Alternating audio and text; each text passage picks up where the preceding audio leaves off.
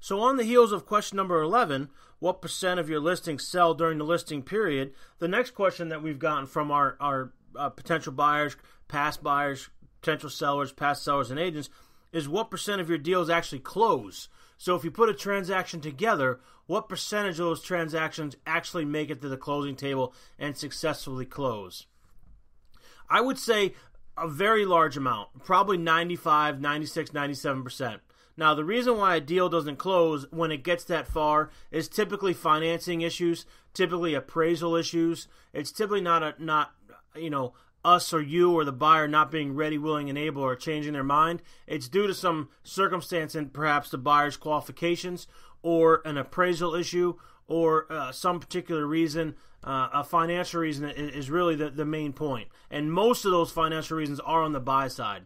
So if we list your house and represent you as a seller and we don't get the deal done, it's probably not going to be you as the seller that's defaulting or hindering the deal from closing, unless, of course, there's a title issue. Maybe the home's in probate. Maybe it's in a trust. Maybe we don't have a license to sell it because we have a will or a probate issue, or like I said, some kind of title issue. That's really the only thing that would hold up on really the seller side.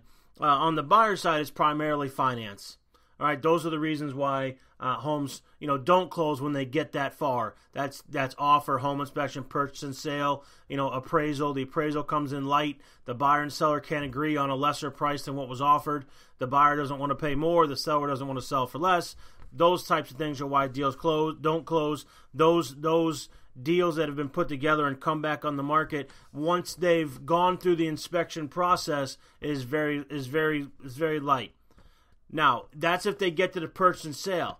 If they fall apart based on the home inspection, well, that number's probably a little higher, right? Buyers really don't want to walk into a whole bunch of problems. So if your house, is in relatively good order with not a whole lot of home inspection issues, or if the seller is willing to correct the deficiencies in the house they know exist, you have a better likelihood of getting to the closing table than having an offer, going through the offer process, having the home inspection, then fall apart based on certain things that the buyer doesn't want to deal with, i.e., septic, radon, structural damage, roof, windows, some large repair that they're going to have to kind of shoulder the burden on.